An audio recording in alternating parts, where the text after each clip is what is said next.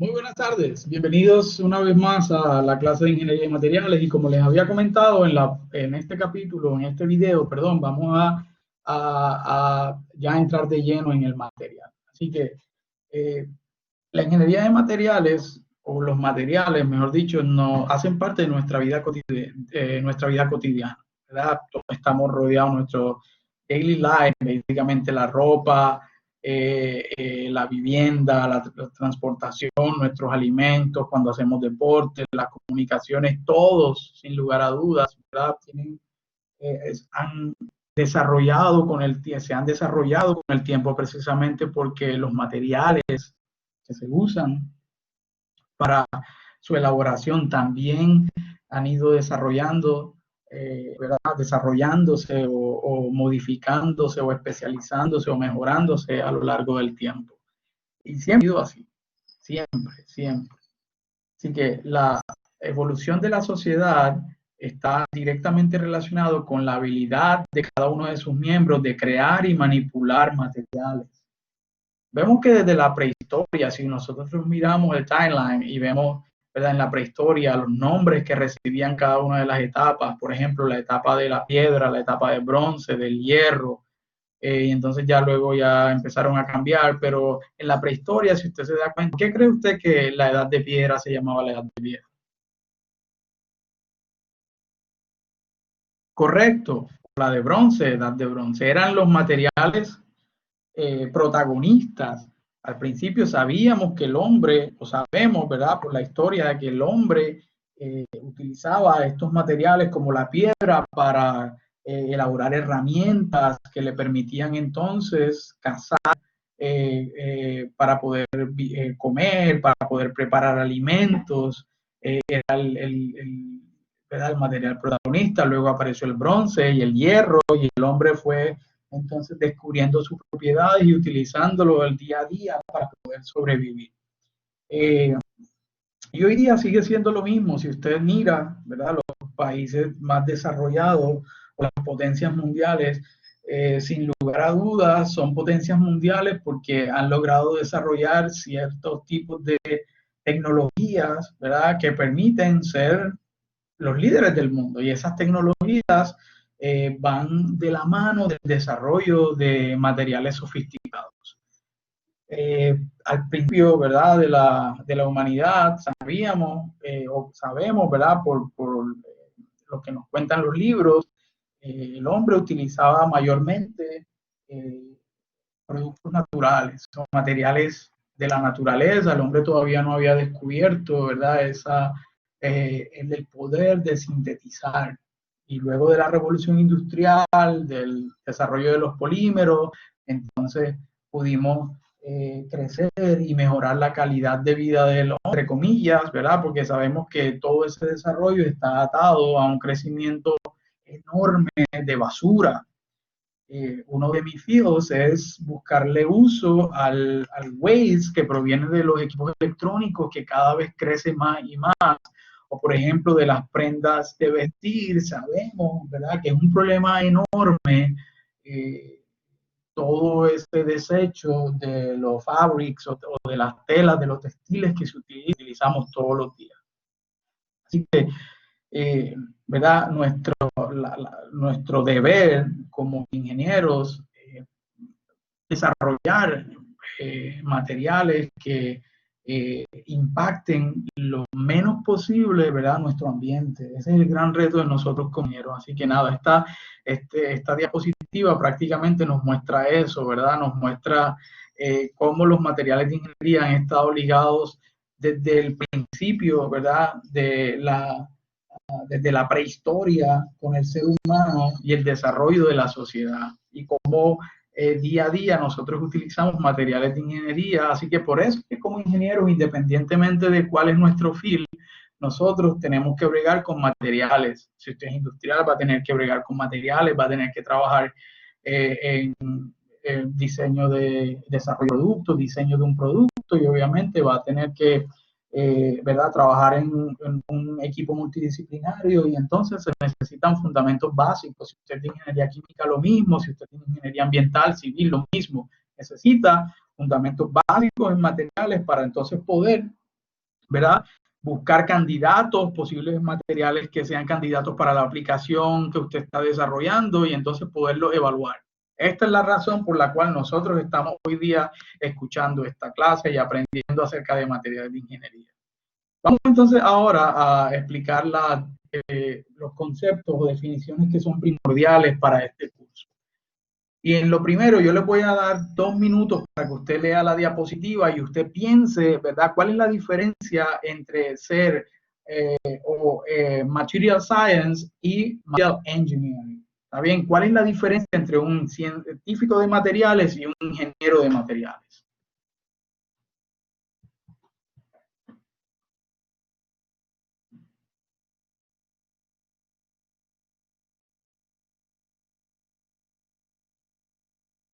Muy bien. Nosotros podemos ver, aunque, ¿verdad? Voy a aclarar antes de hablar de cada uno de ellos, hoy día en los equipos multidisciplinarios o en ciertos profesionales es bien difícil separarlo porque muchas veces usted va a jugar el papel de ambos. Yo les voy a dar un ejemplo. En mi caso, cuando yo fui postdoc, que son las imágenes que usted puede ver aquí en Ohio University, yo estuve trabajando como científico de materiales en esta primera parte cuando yo estuve desarrollando polymer electrolyte membranes. Yo estuve desarrollando nanomateriales conocidos como el graphene oxide y utilizando ese graphene oxide como filler para metérselo a polímeros para mejorar su conductividad iónica. Entonces nosotros estuvimos evaluando, ¿verdad?, con microscopía y ciertas técnicas, analizando la relación entre la estructura y las propiedades del material. Cuando yo estuve haciendo eso, mayormente yo me estuve envolviendo en el Material Science Field. ¿Está bien? Desarrollar o sintetizar nuevos materiales. Cuando entonces yo usé esos materiales que habíamos desarrollado para una aplicación específica, en este caso meterlos dentro de celdas de combustible como fuel cells, en este caso era hydrogen fuel cell para producir electricidad, energía eléctrica, entonces yo estaba jugando el papel de ingeniero de materiales. Use of knowledge to design or modify the structure of a material to produce a set of determined properties. O sea que prácticamente muchas de estas membranas yo las sometía a procesos de crosslinking químico o físico, ya sea con temperatura, calentándolas o metiéndolas en una solución con un químico especial para modificar su estructura y así modificar su conductividad. Cuando yo estuve haciendo eso, fue desarrollando un proceso para modificar sus propiedades y obtener la propiedad que yo deseaba, pues mayormente estaba envolviéndome como un ingeniero de materiales. Cuando yo optimizo un producto o sistema usando los materiales, yo utilicé esta membrana que yo creé y que le estudié sus propiedades, structure relationship, las utilicé en un fuel cell, pues yo estaba trabajando como ingeniero. O sea, en pocas palabras, pues prácticamente cuando yo aplico, ¿verdad?, ese material que desarrolla el científico de materiales, yo estoy trabajando más como un ingeniero de materiales que como un científico de materiales. Ahora yo estoy haciéndolo todo, por eso les digo, hoy día nosotros estamos llamados a ser profesionales versátiles y poder actuar en cualquiera de los dos fields. ¿Bien? Así que es importante aclarar las diferencias, ¿verdad?, entre los dos, pero en muchos de los casos usted va a poder jugar en ambos roles. Vamos entonces ahora a otro concepto fundamental que son la estructura de la materia y las diferentes escalas. ¿Qué es la estructura de la materia? En pocas palabras, es la manera como están arreglados sus componentes internos. Entonces, existen diferentes tipos de escala en el cual yo puedo mirar esa estructura. Por ejemplo, en escala subatómica, o sea, por debajo del átomo. ¿Qué está por debajo del átomo en tamaño? Pues sabemos, ¿verdad? Según los modelos, el átomo está conformado por neutrones que están aquí. Los neutrones están prácticamente en el centro del átomo con los protones.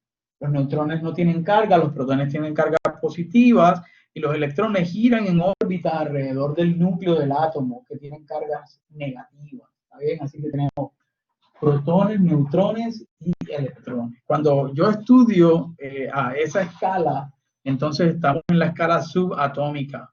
The electronic structure are individual atoms that define interaction among other atoms. Y eso es lo que vamos a ver en el capítulo 2. En el capítulo 2 vamos a ver la estructura, la configuración electrónica, cómo usted va a poder dibujar, y ya usted eso lo vio en química general, así que lo vamos a recordar, cómo usted puede establecer cuántos niveles hay, ¿verdad?, en un átomo y el número de electrones que hay en cada uno de esos átomos. ¿Está bien?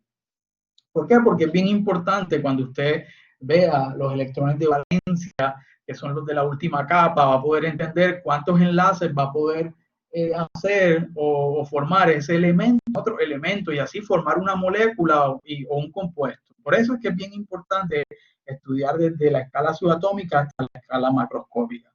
Luego, en la escala atómica, los arrangement of atoms in materials, por ejemplo, el crystal structure. Entonces, en el capítulo 3, cuando veamos la estructura de metales y cerámica, vamos a hacer énfasis en cómo están arreglados o dónde están posicionados estos átomos en el unit cell, porque esa estructura unitaria básica es la que da pie para que se forme un cristal completo. ¿Está bien? O sea, ahora estamos viendo cómo se arreglan los átomos en un material, por ejemplo, para formar una estructura cristalina. Si estamos hablando de materiales cristalinos, porque luego vamos a aprender entre la diferencia entre un material cristalino y uno semicristalino. A escala microscópica, el arrangement of small grains or domains of material which can be observed in con un microscopio. Así que usted va a entender cuando veamos single crystal y materiales policristalinos, usted va a entender, ¿verdad?, de una manera bastante clara que muchos de esos materiales foranos, ¿saben?, forman, especialmente los metales y los aloes, forman granos. Así que cada uno de estos colores representa un grano con la frontera, y usted se va a dar cuenta lo importante que es este bond, la frontera entre granos, especialmente cuando veamos movimiento de dislocación en el capítulo 8. En este caso, en esta imagen, usted lo que está observando aquí es un polímero, y que es block copolymer, que fue el que yo utilicé en mi tesis de doctorado, y usted está viendo una zona clara y una zona oscura. Y esa zona se conoce, este arreglo se conoce como microestructura, y estos espacios entre las zonas negras y blancas se conocen como el domain. Y prácticamente esos son tamaños nanométricos. ¿Está bien? Así que esto es lo que se conoce como microscopía en metales y en polímeros. Y también vemos escala microscópica, en macroscópica, en la que usted puede verlo a simple vista sin necesidad de un microscopio. Para poder ver esta escala necesita de aquí para arriba, necesita prácticamente equipos especializados como microscopios para poder observar a esta escala. En la Politécnica tenemos tenemos el Atomic Force Microscopy, que es un equipo nuevo que nos llegó, está en mi laboratorio y prácticamente nos permite poder ver a escala microscópica, digámoslo así, porque yo no puedo ver el átomo como tal en este equipo, pero sí puedo llegar a ver este tipo de arreglo microscópico y poder ver los dominios a escala nanométrica, ¿saben? Así que aquí vimos las diferentes escalas en las que podemos ver la estructura de una materia: subatómica, atómica, microscópica y macroscópica. Vamos entonces a mirar algo bien importante, porque vamos a mencionar la palabra propiedad casi todos los días en esta clase. ¿Pero qué es una propiedad? Prácticamente es la manera en que un material responde a una fuerza externa o a condiciones del ambiente. Así que vemos este material sólido. Déjenme ver cómo puedo prender el láser. No sé por qué no me sale.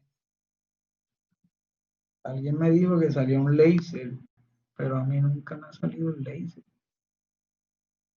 Está bien, después yo veo cómo hacemos para que salga el láser. Y entonces, déjame ver.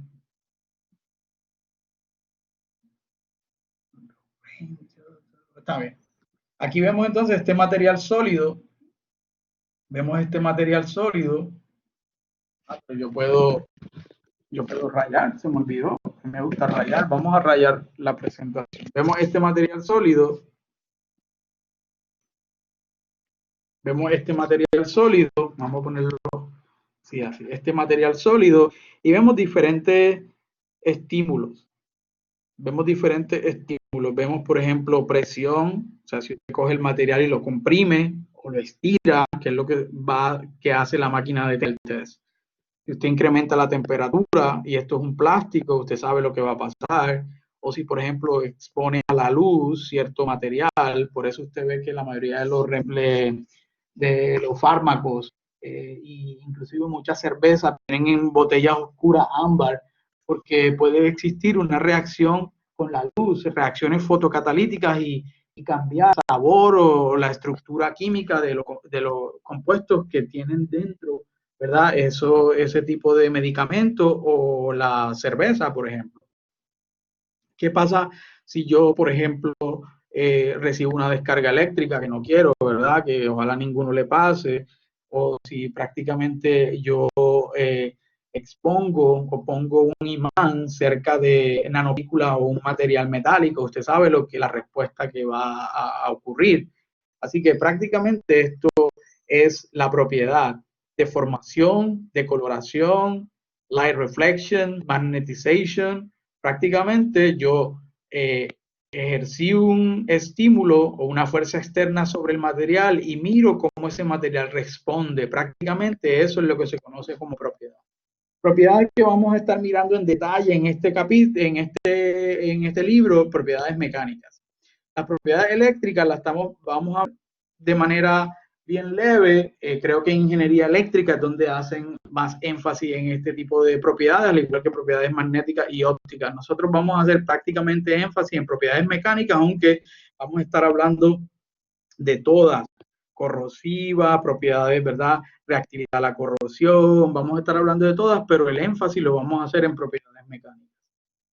Es bien importante que siempre tengamos en cuenta como ingeniero, ¿verdad? Y esta diapositiva prácticamente resume lo que nosotros vamos a estar discutiendo casi todos los días. Y es básicamente la relación entre microestructura, processing and property. Entonces forman este triángulo donde uno de los vértices tiene, por ejemplo, este es el processing, esta es la microestructura y esta es la propiedad. Este es el Tensile Test. Este equipo es nuevo, lo tenemos en el laboratorio y prácticamente vamos a medir las propiedades mecánicas en muchas maneras. Vamos a hacerlo en Tensile, vamos a hacerlo en compresión, vamos a hacerlo en modo de Flexural Test, y que usted va a aprender bien en detalle, ¿verdad? En el futuro cuando veamos propiedades mecánicas. ¿Por qué este triángulo? Pues prácticamente le voy a poner un ejemplo. Usted quiere diseñar un equipo y para diseñar esa pieza usted necesita que el material se comporte de esta manera. Así que usted prácticamente lo que va a hacer es, va a procesar un material, le va a hacer annealing, lo va a calentar a altas temperaturas, le va a hacer quenching, lo va a enfriar bien rápido en un baño con hielo, o lo va a pasar por un extruder, lo va a compactar, ¿verdad? O le va a hacer sintering, cualquier proceso industrial de procesamiento de materiales. Entonces usted va a mirar cómo ese proceso, ¿verdad? Cómo este proceso le cambia la microestructura del material. Y vamos a ver varios ejemplos ya mismo para que usted entienda así exactamente qué quiero decir. Ese proceso, cómo le cambia la microestructura del material, o sea, su arreglo interno, y cómo al cambiar ese arreglo interno cambia la propiedad. Y quizás obtenga la propiedad que usted quiere. Si no, entonces va nuevamente, crea un nuevo proceso, mira su microestructura hasta obtener la propiedad deseada. Eso es prácticamente nuestro trabajo como ingenieros cuando estamos trabajando ¿verdad? En la aplicación de cierto material. Así que aplicación determine qué requerimientos, si yo quiero diseñar un sensor o una válvula, ¿verdad?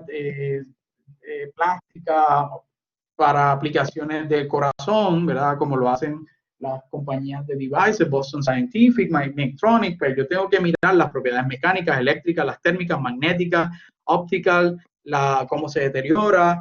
Es más, si es un implante, yo tengo que mirar cómo ese material interactúa con el organismo, con las células, ¿verdad? Así que todo eso es importante. Luego mirar las propiedades identificar candidatos, cuáles son las propiedades realmente importantes para esa aplicación y entonces buscar candidatos, ¿está bien? Y luego identificar qué proceso yo requiero para mejorar o modificar las propiedades de ese material para poderlo aplicar en el diseño que estamos haciendo.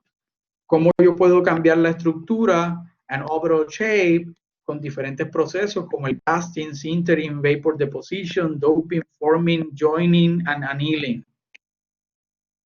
Vamos al primero de los ejemplos para que nosotros veamos cómo la propiedad depende de su estructura. En este caso nosotros vemos el hardness. El hardness es una propiedad o dureza.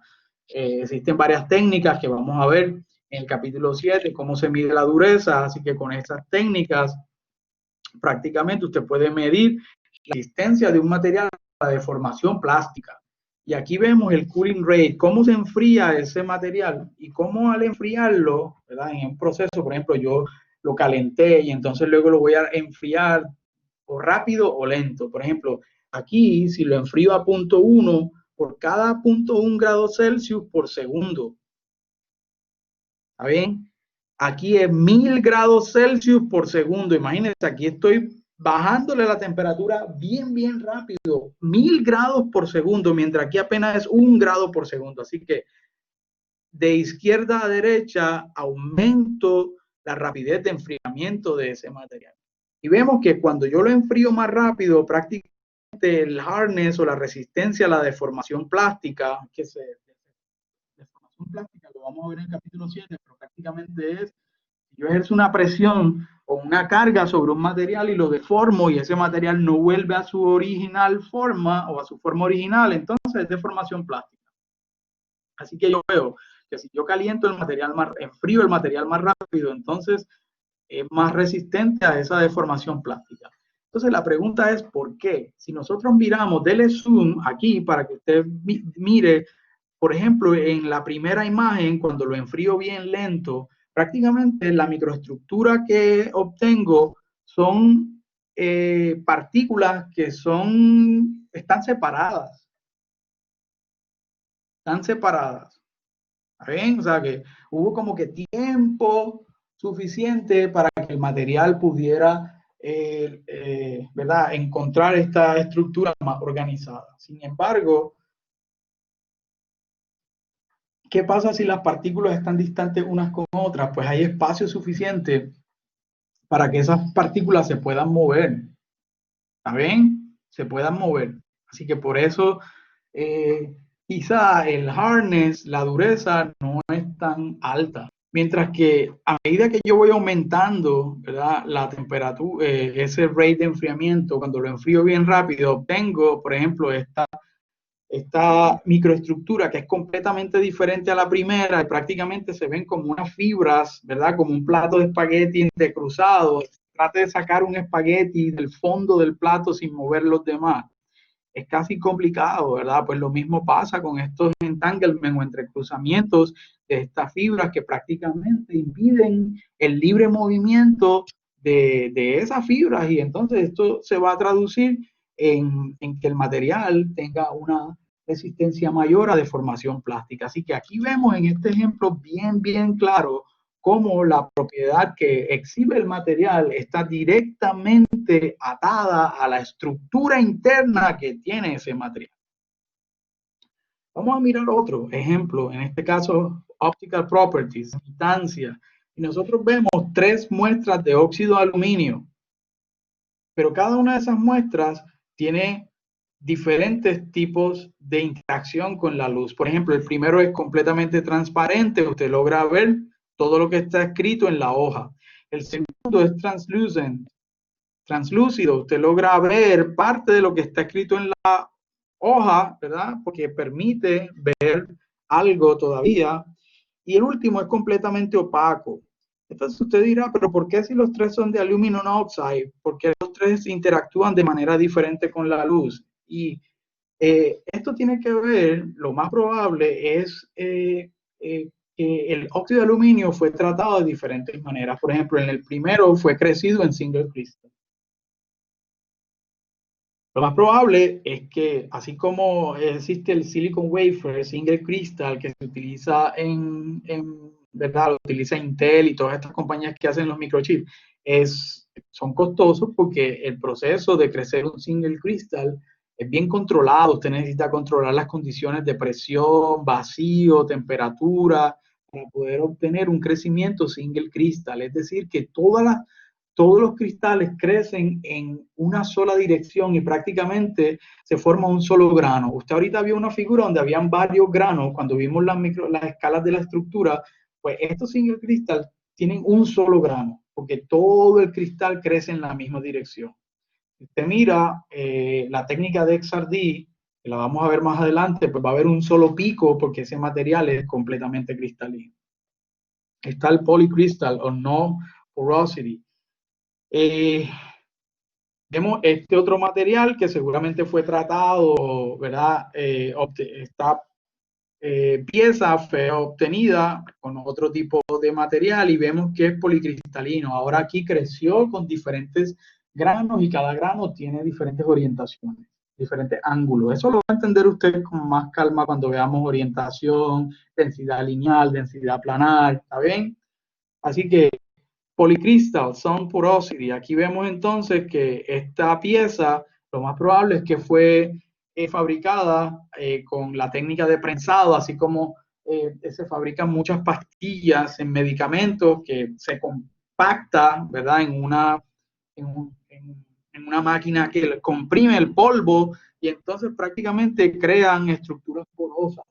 Y prácticamente eso es lo que hace, ¿verdad? Que la luz prácticamente interactúe de una manera diferente, no permitiendo ver ¿verdad? Lo que está debajo en la hoja, ¿verdad? Como si sucede cuando es single crystal. Así que vemos cómo entonces, ¿verdad? Las propiedades ópticas dependen de la microestructura del material. Single crystal, policristalino y uno que tiene un alto grado de porosidad porque fue fabricado a lo mejor con la técnica de compactación, creando poros en la estructura que cambian completamente la forma como la luz interactúa con esta pieza. Thermal conductivity del cobre. ¿Está bien? Vemos que esa conductividad térmica, ¿verdad? Vamos a resumirlo. Nosotros sabemos que para muchas aplicaciones yo no quiero que, por ejemplo, el material conduzca heat, calor. ¿Está bien? Así que yo lo que hago, en este caso el cobre, que tiene una conductividad casi de 400, cuando le agrego zinc a la estructura de cobre, le voy a agregar zinc. Y eso lo vamos a ver cuando veamos soluciones sólidas por sustitución o intersticiales, ¿ya? Pero para entenderlo de una manera fácil es que vamos a suponer yo tengo una pieza de cobre y entonces con técnicas especializadas yo puedo acelerar átomos de zinc y bombardearlos para que entren, por decirlo así, entren dentro de la estructura del cobre y entonces saquen átomos de cobre y se metan átomos de zinc. Y vemos cómo a medida que yo aumento ese porcentaje de zinc dentro de la estructura de cobre, le voy disminuyendo la conductividad térmica. ¿Ven? Ahí vemos entonces cómo yo puedo manipular la propiedad cambiándole la estructura. Antes tenía níquel, ahora tengo níquel cobre. Los materiales de ingeniería se pueden clasificar en tres categorías básicas que son metales, cerámicas y polímeros. Y a lo largo de todo el curso vamos a estar siempre comparando metales, cerámicas y polímeros y también tenemos la combination of two or more de los tres, que son los composites como el fiberglass. ¿Está bien?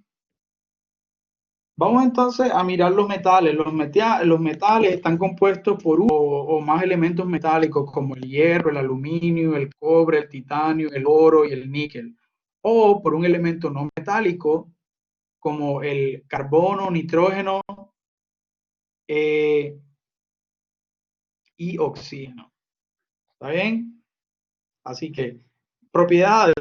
Las imágenes prácticamente nos hablan de las propiedades de este tipo de materiales y sus aplicaciones finales tienen una estructura bien ordenada, que las vamos a ver ya mismo en el capítulo 3. High density, porque vamos a ver que son bien empacadas, tienen muchos átomos metidos en su estructura, son fuertes, resistentes, dúctiles y resistentes a la fractura. Son buenos conductores de electricidad y de calor, no son transparentes a la luz visible. Y algunos metales, como el hierro, el cobre y el níquel, tienen propiedades magnéticas. Cerámicas, materiales entre between metallic and non-metallic components, por ejemplo, aluminio oxide, silicon carbide, and silicon nitride. ¿Ven? Materials between metallics and non-metallic components. Así que aquí tenemos una combinación, stiffness, comparable al de los metales, o sea, su resistencia, ¿verdad? La deformación. Pero en este caso, las cerámicas son bien quebradizas, ¿está bien? Y no son dúctiles. Se rompen inmediatamente, ¿verdad? Sin avisarte, por ejemplo. Por decirlo así, avisar, porque ellos no te avisan, pero sí, o sea, la fractura. Y cuando veamos las curvas de deformación versus estrés, usted se va a dar cuenta que no son dúctiles, así que por eso no son buenos para ciertas aplicaciones en donde usted requiere ductilidad. Son bien susceptibles a la fractura, su conductividad eléctrica y térmica son bien bajas, así que por eso vemos que, por ejemplo, en muchos hornos o muflas se utilizan recubrimientos de cerámica para concentrar el calor aquí adentro y que no salga hacia afuera, así que para poder lograr altas temperaturas. Resistant to high temperatures, transparent, translucent, opacos, o sea, los puede tener de las tres diferentes formas, ¿verdad? Que vimos ahorita, y son oxide exhibit magnetic behavior. Aquí vemos entonces los bricks, vemos glass, cerámica, ¿verdad? Que se utilizaban mayormente las abuelas, y nosotros vemos, ¿verdad? Este comportamiento. Cuando una cerámica se fractura en 1000 pedazos. Sin embargo, usted puede coger y unir esos 1000 pedazos y pegarlos con goma y volver a esa misma, ¿verdad? Figura. No hay ductilidad, la deformación no es tan grande como en otros materiales. Polímeros incluye la familia de plásticos, rubber materials, usually are organic compounds based on carbono, hidrógeno o elementos no metálicos como oxígeno, nitrógeno, silicio, etc. Ejemplos: PVC, poliestireno, polietileno, PVI, nylon, PC, silicon, polycarbonate, silicon, rubbers. Aquí vemos todas las propiedades. Este es el gran problema, ¿verdad? Que tenemos hoy día, la gran cantidad de desechos plásticos que no son reciclables, así que tenemos que trabajar con ellos. ¿Está bien? Very large molecular structures, low density, high ductility, low stiffness, insulator, softening or decomposition and modest temperature, no metallics. Así que ahí vemos todas las aplicaciones, cada vez, ¿verdad? Toman mayor y mayor auge los polímeros porque son livianos. Antes, cuando usted tenía un carro que era completamente, ¿verdad? No tenía tantos polímeros, tanto plástico, el carro pesaba mucho más, consumía más energía, más gasolina. Hoy día, ¿verdad? Son mucho más livianos, porque muchas de las piezas son, ¿verdad? Composites, así que son mucho más livianos y tienen muchas de esas piezas, ¿verdad? Componentes poliméricos. Y está la combinación de los básicos, o sea, metales, cerámicas y polímeros, y vemos los composites. La meta es alcanzar a combination of properties that is not displayed for any single material, o sea, lo mejor de los dos mundos, como decimos nosotros. Yo sé que los plásticos son bastante dúctiles, las cerámicas no tienen ductilidad, pues vamos a hacer un composite para poder obtener lo mejor de cada una de esas propiedades que no podemos obtener en un componente único por separado. Entonces vemos el fiberglass, vemos las fibras de vidrio metidas dentro de una matriz de polímero, y entonces vemos todas las aplicaciones que reciben esas resinas compuestas para la fabricación de piscinas, de techos transparentes, panorámicos.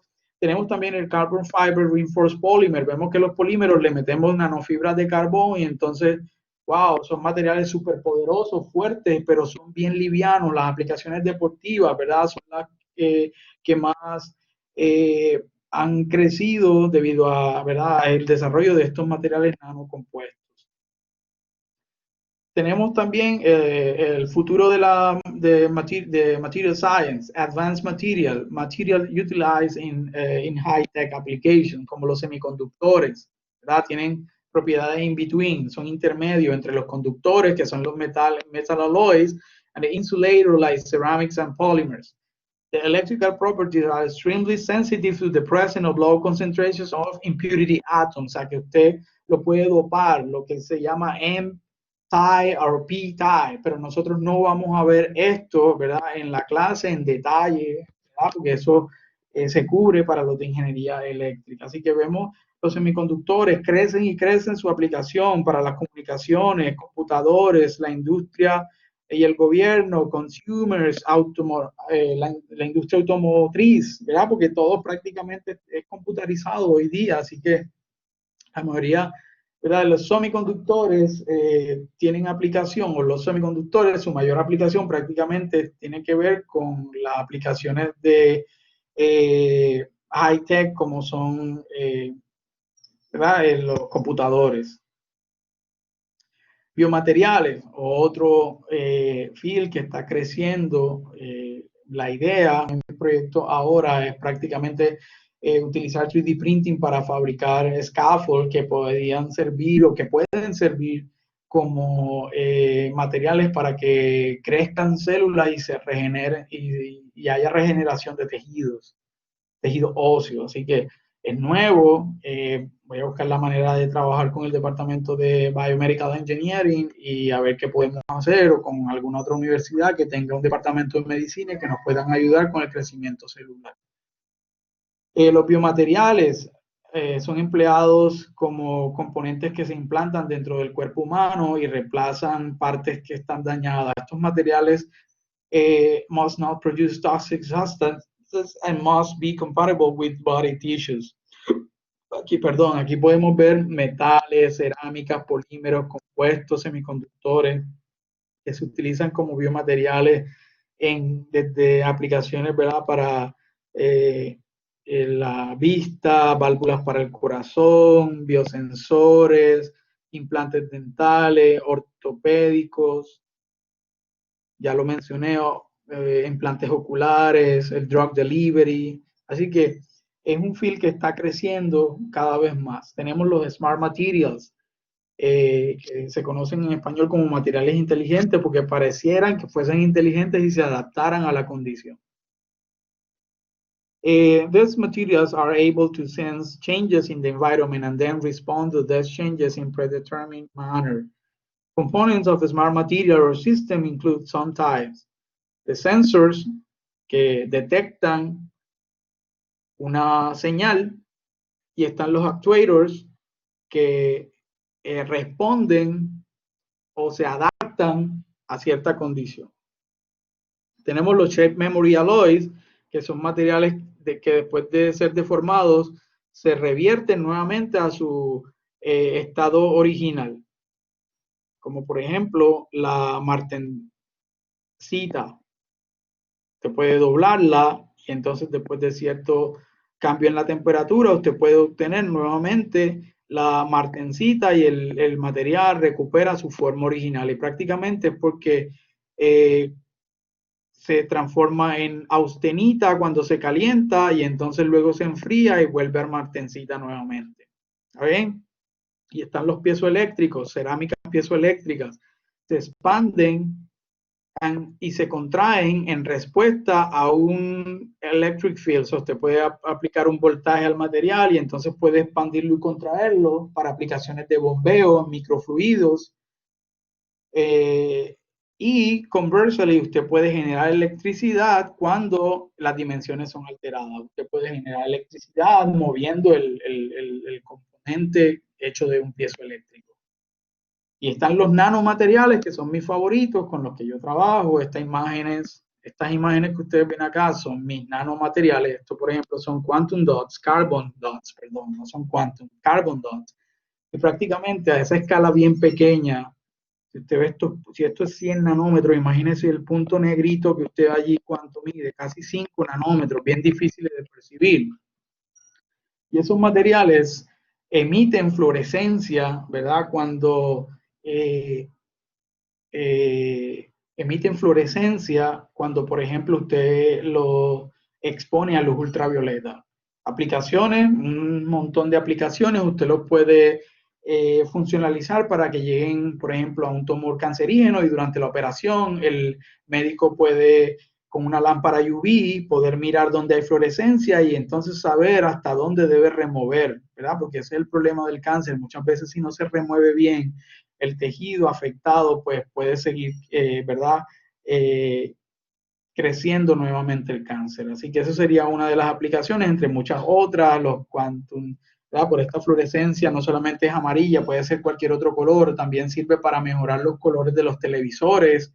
Aquí vemos, por ejemplo, el nanocomposite de la membrana que yo fabricaba, podemos ver los layers que son nanométricos, ¿verdad? Que es los carbon, eran hojas de grafeno metidos dentro de las diferentes membranas que al aumentar la cantidad de grafeno dentro de la membrana, yo aumentaba la conductividad de esa membrana.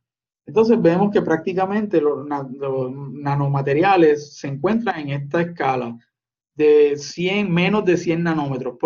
La definición correcta es, un nanomaterial es aquel que por lo menos una de sus dimensiones mide menos de 100 nanómetros. Por eso tenemos la zero dimension. Hay nanomateriales que no tienen dimensiones, como las nanopartículas. Por ejemplo, estos dots, prácticamente su diámetro es 5 nanómetros, está por debajo de 100, por eso, y no tiene otra dimensión. Pues prácticamente se conocen como materiales de cero dimensión, porque es tan pequeña que es despreciable, es como si no existiera. Son materiales de una dimensión, como los nanotubes. Imagínense un tubo cuyo diámetro es menor de 100 centímetros, pues prácticamente su única dimensión es largo. Por eso se conoce como de una dimensión, porque el largo puede ser 20 micrones, ya eso es más grande, así que sí se puede contabilizar como dimensión porque es mayor de 100 nanómetros. Están los nanochips, que yo trabajo con las hojas nanométricas, en este caso yo estoy trabajando con carbon nitride, pues mis hojitas nanométricas prácticamente tienen el espesor de esa hoja, vamos a suponer que esta sea la hoja, pues el espesor de esa hoja es menos de 10 nanómetros. Sin embargo, tiene dos dimensiones porque puede que este ancho y el largo midan, por ejemplo, 20 micrones y 10 micrones. Así que son mayores de 100 nanómetros, así que por eso se consideran ya como una dimensión. Por eso veo que tienen tres dimensiones. Y están los nanocompuestos, tienen tres dimensiones. Por ejemplo, si usted ve esta membrana a simple vista, tiene alto, ancho y grosor. Y los tres son mayores que 100 nanómetros. Entonces, por eso son nanocompuestos y tienen tres dimensiones. ¿Está bien? Así que, nada, con este sumario le estoy dando a ustedes como una idea general de todo lo que vamos a discutir en el trimestre. Así que más adelante va a aparecer el video del capítulo número 2, en donde vamos a revisar enlaces iónicos. ¿Está bien? Así que muchas gracias por su atención y sigan conectados a la clase. Hasta luego.